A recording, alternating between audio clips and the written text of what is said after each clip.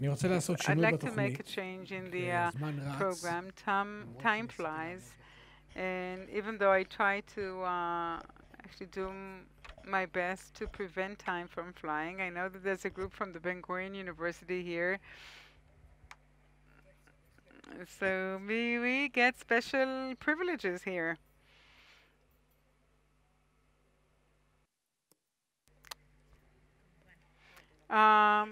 I have two questions. 2.5 questions. Two are addressed to Sidra, and it's also addressed to Asher, who's just spoken now. Look, friends, the topic of vengeance has to be seen in proportion, in two proportions. One, the Jewish people has not revenged after the Holocaust. The fact that they try to do something here and there and the partisans, and Kovner has certain desires that Jewish people did not take revenge, quite the contrary. An intuitive decision was taken by the Jewish people, not because of any commissions. It took a decision not to revenge, but rather to immigrate to other countries, to build a family.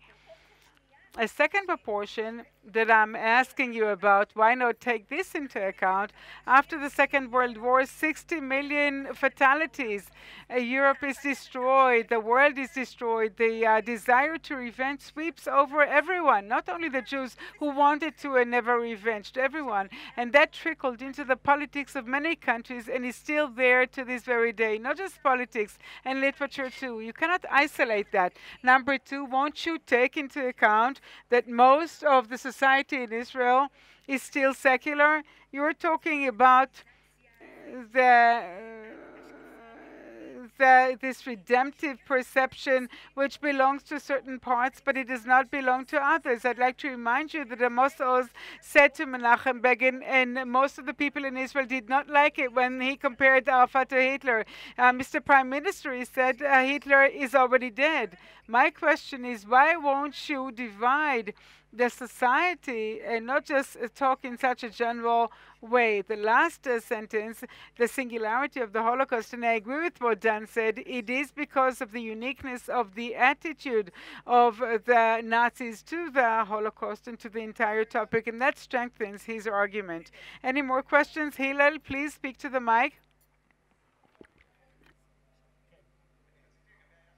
I wanted to talk about the political approach to the Holocaust and about the Palestinians. A few comments and a short question.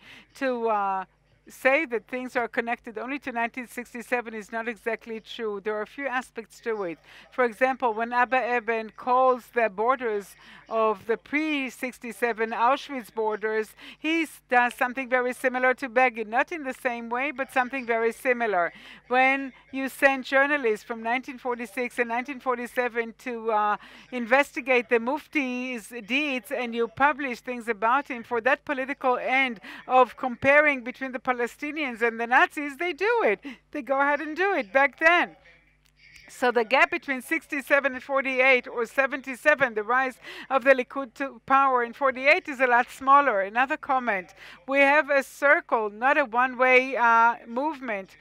Two examples, for example, that I can think of that come to mind of Mordechai Maklef and Israel Tal, who were harmed by the pogroms, and then they joined the Brigada, the Jewish Brigade, and they do call for revenge. And when they find themselves in Israel in 1948, they talk about the Palestinians as if they continue to fight the Nazis in a certain way. So we must take that into account, I believe. Another issue is related to what Professor Michman said, and that he's asking not to use the word uniqueness or singularity only in the very narrow sense. He says that there are broader senses. There are various other meanings attached to it, which is not absolute singularity. But when he talks about other terms like genocide, he only wants to use you only want us to use this term in the pure sense of it. So either we decide to expand certain terms or not. I have no argument about the basic argument that you made about the singularity of the Holocaust. But if you assume that linguistically you can do it about one term, it's hard to believe that you cannot do it about another. Let us answer those comments and questions, and let us do it very briefly. Sidra, would you like to start? Thank you very much. No, it's okay. It's okay. We can hear. Okay, good. So thank you very much for the questions, the comments, and thank you very much to the panelists. It was very moving to be with you. Dina,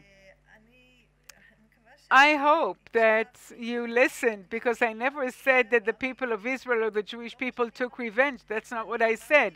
What I said was that there were a few well-known acts that were made, and you know this better than most of us in this room, and I mentioned Abba Kovner and those who took revenge, and it keeps coming up. The Jewish people did not revenge, and I actually gave 3 points that I think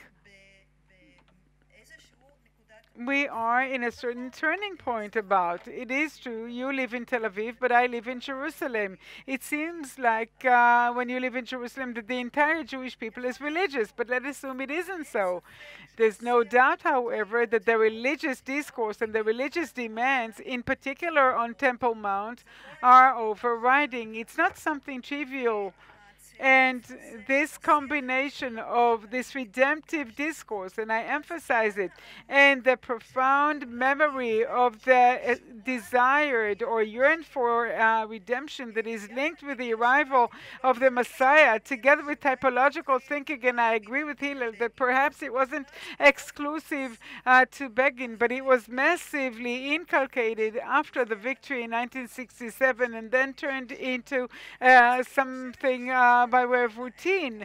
These 3 things do exist today, and they comprise a danger that we simply need to give some thought to.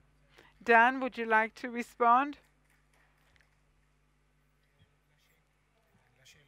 As to Hillel's question concerning genocide, I apply it in the same way because I am preoccupied with conceptualization a lot. But the problem with the term genocide is that different researchers use it in drastically different ways.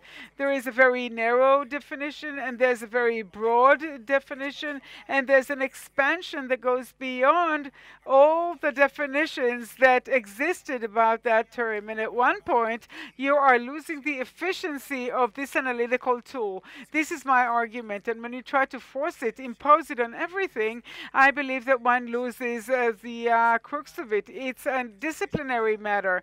Another point, another comment to Alon. May I? You said initially there aren't any other pasts. The Palestinians have the Nakba and we Israelis have the Holocaust. Of course there are other pasts that play a part, traumatic pasts. I meant formative pasts, foundational pasts. A formative past, well, there is a traditional Jewish approach that is based on, I mean, Sidra now, annoyed us by reading, chapters from the Bible. They play a central part.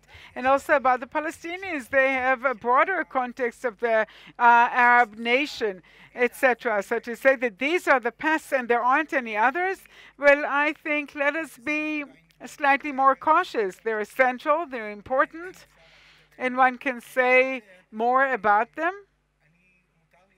If I may make another comment about my friend, Yehuda Bauer, I don't think that Yehuda Bauer retracted from it, but rather he was criticized for the use of the word singularity. What did he do? And we have, sort of an current discussion. He said that that's the most extreme genocide form, and it's unprecedented. He invented a word in English, unprecedentedness, and since then, no such thing happened. So that's singular in a sense that I don't want to use the word singular for. So we have to analyze things. And underneath the surface, we should see how they are, not only according to the above surface form they take. It's 17:45. I have a small 40-minute long talk just to respond to Dan, but maybe I'll give it some other time because we do have the concluding session of the conference in 15 minutes. Our time is up. Thank you very much.